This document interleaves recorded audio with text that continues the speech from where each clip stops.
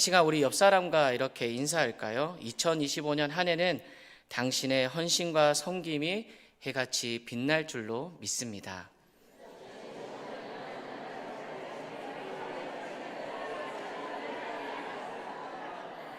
앞뒤로 한 번 더 인사할까요? 2025년 한 해는 당신의 헌신과 섬김이 100배, 60배, 30배의 결실로 맺어지길 축복합니다.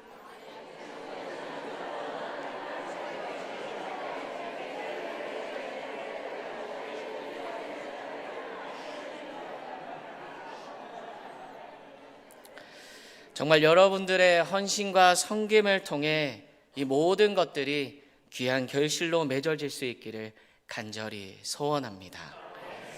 이스라엘 백성들은 그들의 잘못으로 인해서 안타깝게도 오랜 시간 포로 생활을 이어나가야 했습니다.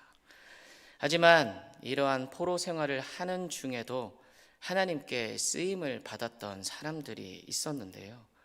그 대표적인 인물들을 뽑자면 다니엘이나 에스라, 그리고 오늘 말씀의 주인공인 느헤미야가 있습니다. 이 외에도 성경에 등장하는 인물들이 하나님께 귀하게 쓰임을 받는 일들이 많습니다. 그럼 느헤미야는 어떻게 하나님께 쓰임을 받았을까요? 이 시간 느헤미야가 오늘 하나님께 쓰임 받기 위해서 어떠한 마음을 가지고 또 어떠한 모습을 가지고 있었는지를 보면서 공동체를 이끌어가는 리더로서 세워진 우리가 어떤 마음을 가지고 또 어떠한 모습을 가지고 헌신해야 하는지 함께 살펴보도록 하겠습니다. 첫 번째로는 우리에게 사랑이 넘쳐나야 합니다. 페르시아의 고레스 왕의 칙령에 따라서 유다 백성들은 오랜 포로 생활을 마치고 70년 만에 고국 땅을 밟게 되었습니다. 1차 때는 수룹바벨의 지도에 따라서 무너진 성전이 재건되었고 2차 기한 때는 에스라를 통한 영적 부흥 운동이 일어나기도 했습니다. 하지만 이러한 좋은 일들이 일어나기는 했지만 90년이라는 세월이 무색하게도 예루살렘의 성벽은 무너진 채 방치되고 있었습니다. 이로 인해서 사로잡힘을 면한 사람들과 그리고 귀환한 백성들 모두가 강도와 들짐승들의 위협에 노출되어 큰 환난과 능욕을 당하고 있었습니다. 느헤미야는 이러한 소식을 유다 땅에서 돌아온 하나니를 통해 듣게 됩니다. 그리고 느헤미야는 이 소식을 듣고 통곡을 하면서 며칠 동안 금식을 하며 깊은 슬픔에 잠겨 있었습니다. 느헤미야는 동족 이스라엘 공동체를 사랑했기 때문에 그들이 겪고 있는 환난과 고통에 공감하고 또 함께 아파했습니다. 사실 느헤미야는 태어날 때부터 유다에서 태어난 것이 아닙니다. 바벨론에서 생활을 한 유다 포로의 후손이었습니다. 그리고 아닥사스다 왕의 술관원이라는 아주 높은 관직에도 올라 있었습니다. 그래서 느헤미야는 이러한 안타까운 소식을 들었을 때 그들을 향해 슬퍼하지 않아도 되었습니다. 그저 자신의 조상을 탓하며 또 동족을 원망하거나 또 그들의 삶에 터전히 위험을 받든지 말든지 철저히 외면을 하고 얼마든지 부귀영화를 누리며 그 술관원의 자리에서 편안하게 살 수가 있었습니다.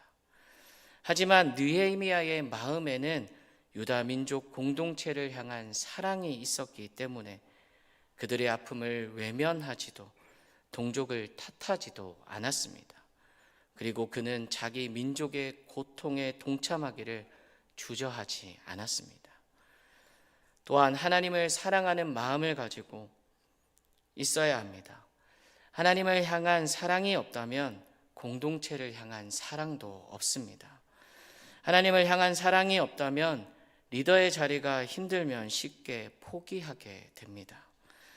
하나님께서는 당신의 백성들의 고통과 슬픔에 함께 동참할 준비가 되어 있고 또 하나님을 향한 사랑과 그리고 공동체를 향한 사랑을 가진 사람을 찾으시고 또 부르셔서 그 사람에게 중요한 사명을 맡겨 주십니다.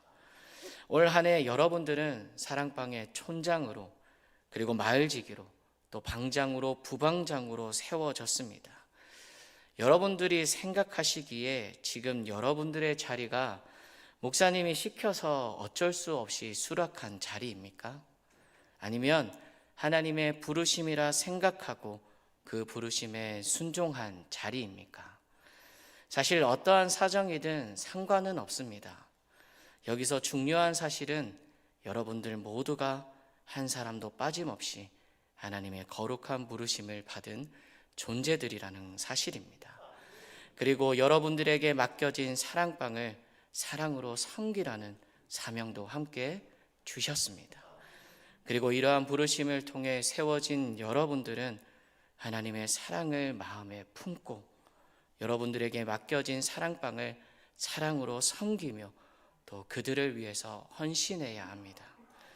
사랑을 가지고 섬기게 되면 공동체에 속한 성도들의 작은 일 하나에도 우리는 관심을 가지게 되고 또 그 관심은 성도를 돌보는 선행으로 이어지게 됩니다. 그렇기 때문에 우리에게는 하나님의 사랑이 필요합니다. 요즘 세상은 극단적인 이기주의가 만연합니다. 이러한 세상에서 사랑하는 마음을 가지고 공동체를 위해 헌신한다는 것은 어떤 사람에게는 어리석은 모습으로 보여지기도 하고 또 가치 있는 행동으로 여겨지지 않기도 합니다. 하지만 그럼에도 불구하고 우리는 하나님의 백성으로서 그리고 하나님께서 세우신 리더로서 우리에게 주어진 공동체를 사랑하는 마음으로 헌신할 준비를 갖추게 된다면 하나님께서는 분명 우리를 사용하셔서 우리가 속한 공동체 안에서 하나님의 나라와 그리고 하나님의 뜻을 이루어 가실 것입니다. 이렇게 하나님의 사랑을 가진 또 하나님의 사랑이 넘쳐나는 리더들로 세워질 수 있기를 간절히 소원합니다. 두 번째는 우리는 기도해야 합니다. 느헤미야가 예루살렘의 소식을 듣고 공동체를 사랑하는 마음을 가지고 슬퍼하며 주저앉아 있기만 했던 것은 아닙니다. 그럼 무엇을 했을까요? 4절 말씀에 이렇게 기록하고 있습니다. 내가 이 말을 듣고 앉아서 울고 수일 동안 슬퍼하며 하늘의 하나님 앞에 금식하며 기도하여. 아멘. 느헤미야는 예루살렘 성벽을 재건하겠다고 선언하거나 또 성벽을 재건하기 위해 바로 행동에 나서지 않았습니다. 그 일을 하기에 앞서 먼저 하나님 앞에 금식하며 또 기도함으로 나아갔습니다. 그렇게 느헤미야는 약속을 지키시며 또 긍휼을 베푸시는 하나님을 찬양하며 기도하기 시작했습니다. 그리고 이스라엘이 현재 당하는 고통이 이스라엘 백성의 죄 때문임을 자백합니다. 모세를 통해 주어진 법을 지키지 않아 경고대로 흩어짐을 당했고 긍휼의 약속을 따라 돌아왔음을 한 번 더 고백하며 기도합니다. 그리고 구원은 온전히 주님의 것이니 약속과 긍휼을 따라 구해달라고 탄원합니다.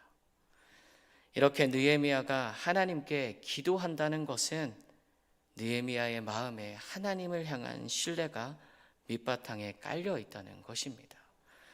하나님께서 환난과 능욕을 당하는 자들을 지켜주시고 그 모든 일들을 해결해 주실 것이라는 그러한 강력한 신뢰를 가지고 있었기 때문에 먼저 하나님 앞에 금식하며 또 기도할 수 있었던 것입니다. 그렇게 기도하던 느헤미야는 이제 한 가지 결심을 하게 됩니다. 무엇이었습니까?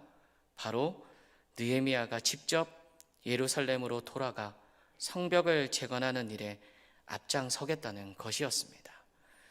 그런데 느헤미야는 하나님께 기도하면서 그렇게 결심을 했다고 해서 바로 왕을 찾아가거나 또 먼저 왕에게 자신을 예루살렘으로 보내어 성벽을 건축하게 해달라는 요청을 하지는 않았습니다. 그만큼 행동을 하는 데 있어서 신중했습니다. 그렇게 느헤미야는 금식하며 기도하면서 결단을 한 이후부터 아닥사스다 왕에게 이러한 말을 꺼내기까지 4개월이라는 기간을 보냈습니다. 그럼 이 기간 동안 무엇을 하고 있었을까요? 왕에게 자신의 결단을 이야기할 수 있는 기회가 다가올 때까지 하나님께 기도하면서 잠잠히 기다리고 있었습니다. 이뿐만이 아니었습니다. 2장 말씀에서도 느헤미야의 기도하는 모습은 계속해서 등장을 하고 있는데요. 아닥사스다 왕이 느헤미야가 예루살렘을 향한 근심과 걱정으로 인해 안색이 좋지 않음을 보고 무엇을 원하는지 물어봅니다. 이때 느헤미야는 뭐라고 반응을 해야 할까요? 그리고 어떻게 했을까요? 그래, 이때가 하나님이 주신 좋은 기회다 라고 생각하고 바로 아닥사스다 왕에게 말했을까요? 아니었습니다. 바로 말하지 않았습니다. 느헤미야가 어떻게 했는지 2장 4절 말씀에 이렇게 기록하고 있습니다. 왕이 내게 이르시되 그러면 내가 무엇을 원하느냐 하시기로 내가 곧 하늘의 하나님께 묵도하고. 아멘.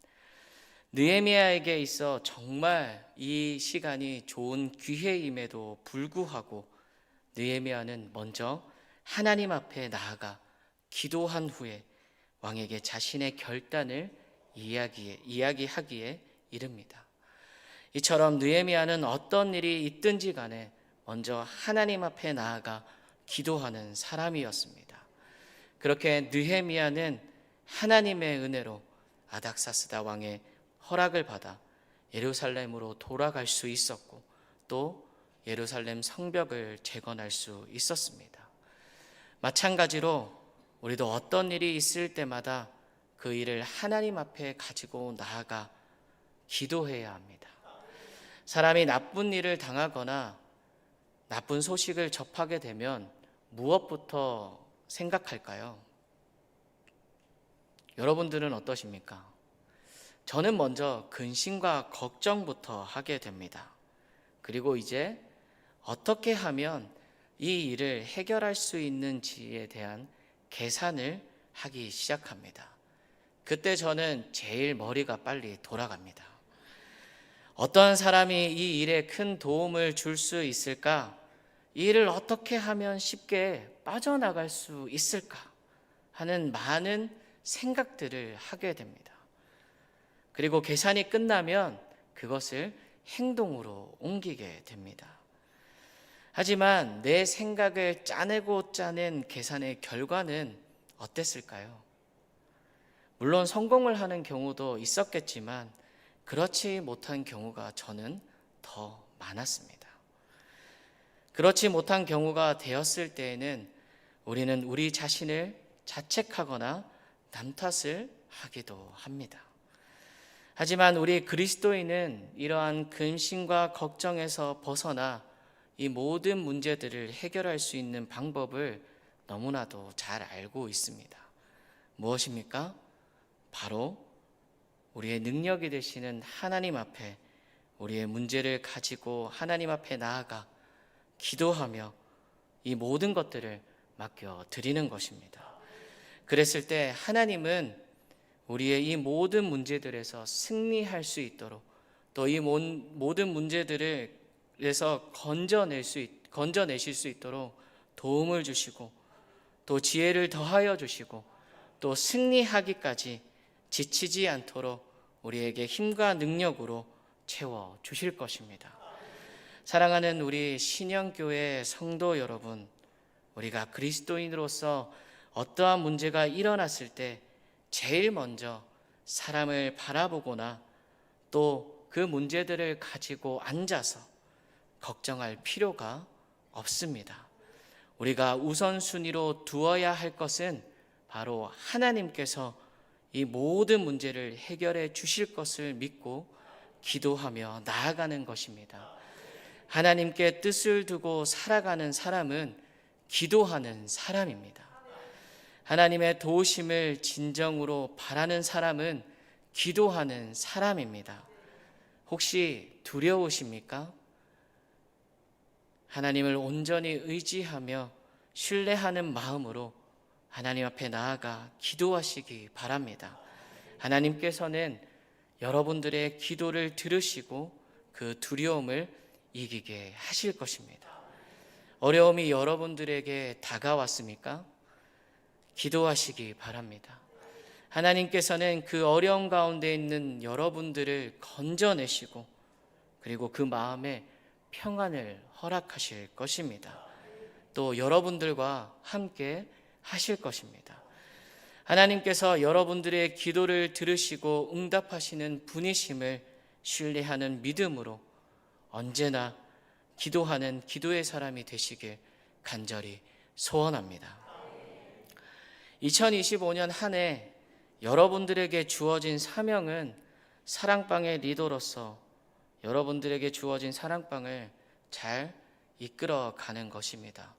또 여러분들에게 주어진 그 모든 일을 하나님의 은혜 가운데 잘 이루어가는 것입니다. 우리는 그들을 위해, 우리에게 주어진 성도들을 위해 기도하며 사랑으로 또 양육하는 것입니다. 분명 이 지도자의 자리는 어려운 자리입니다. 또 어떤 분에게는 이 지도자의 자리가 큰 도전의 자리일지도 모릅니다. 그래서 두려움이 다가왔을지도 모릅니다. 그리고 분명 사랑방을 이끌어가면서 생각지도 못한 어려움도 여러분들에게 찾아오게 될 것입니다. 여러 요소들이 여러분들의 사역을 방해하고 또 실패하도록 방해할지도 모릅니다. 그래서 여러분들은 이 자리를 포기하고 싶어질지도 모릅니다. 마찬가지로 느헤미야도 예루살렘으로 돌아가 백성들과 함께 성벽을 재건하는 동안 평탄함 가운데 있지는 않았습니다. 여러 방해의 요소들을 맞닥뜨려야 했고 또 이러한 방해들이 성벽 재건을 가로막을 때도 있었습니다. 이럴 때 느헤미야의 마음은 어땠을까요? 분명 힘들었을 것입니다. 두려움 가운데 사로잡혀 있었을 것입니다. 또 포기하고 싶고 빨리 도망가고 싶었을지도 모릅니다. 하지만 느헤미야는 이러한 일들이 있었음에도 불구하고 끝까지 성벽 재건을 완성할 수가 있었습니다. 이렇게 할 수 있었던 이유는 느헤미야가 이스라엘 공동체를 향한 하나님의 사랑을 가진 그리고 언제 어디서나 하나님께 기도하는 사람이었기 때문입니다. 느헤미야가 11절 말씀에 이렇게 고백합니다. 주여 구하오니 귀를 기울이사 종의 기도와 주의 이름을 경외하기를 기뻐하는 종들의 기도를 들으시고 오늘 종이 형통하여 이 사람 앞에서 은혜를 입게 하옵소서 하였나니 그때에 내가 왕의 술 관원이 되었느니라. 아멘. 느헤미야가 하나님께 기도하는 중에 한 가지를 깨닫게 됩니다. 그것은 그때에 내가 술 관원이었다는 이 사실입니다. 이것은 자신이 아닥사스다 왕에게 신뢰를 받고 있는 사람이었다는 것입니다. 이것은 그만큼 자신의 이야기를 왕에게 했을 때 허락을 다른 사람들보다 좀 더 쉽게 받을 수 있다는 것입니다. 그리고 한 가지가 더 있다면 느헤미야가 하나님 앞에 쓰임받을 준비가 되어 있었다는 것입니다. 그리고 이러한 것을 깨달은 느헤미야는 하나님께 쓰임받기 위해 기도하며 나아갔습니다. 그리고 귀하게 쓰임을 받는 기쁨을 누리게 되었습니다. 지금 이때에 세워진 여러분들은 하나님 앞에 쓰임받을 때가 되었기 때문에 부르심을 받았습니다. 이것을 믿으시기 바랍니다.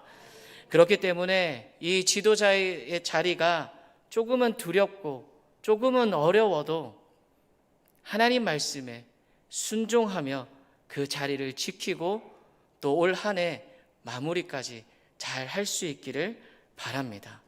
그래서 이러한 순종을 통해서 하나님의 나라를 이루어가는 귀한 믿음의 여러분들이 되시길 간절히 소원합니다. 기도하시겠습니다. 2025년 올 한 해 우리를 사랑방 지도자로 세워주셨습니다. 분명히 사명을 감당하면서 생각지도 못한 수많은 어려움들이 우리에게 주어진 사명을 감당하지 못하게 방해할 수도 있습니다.